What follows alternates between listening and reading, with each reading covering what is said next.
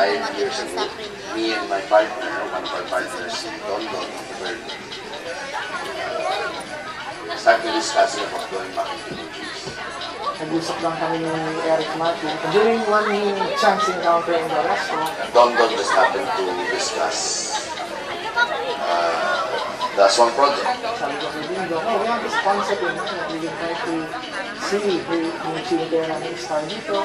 Balak namin dito, binis-bin na. We were doing this project. Swan, tama-tama ng panahon. Ayan, panoorin nyo ho dahil mamaya magtatanong ako ng mga questions kung kayo talaga'y nanood at makakapag-uwi po kayo ng tik-tik.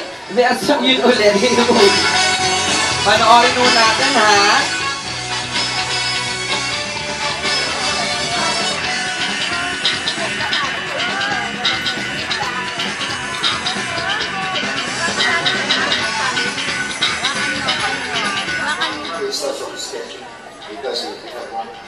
Habang nanonood, 150. Ano pang inaantay para makapasok dito at makapagpa-autograph, bumili na, okay? Hindi na siya yung tipong katatayo lang 2 days ago. It has to look like it has been standing up for like 20 years, 30 years. We worked out 20 or 30 different landscapes or more, I think. Spent months doing that. After the sketch, art will take over and then we went to the pictures. We had hundreds and hundreds of photos on the wall because the director just picked what's on the wall. So we had Pascal's skin of the disease on it. We have Carabao or something like that.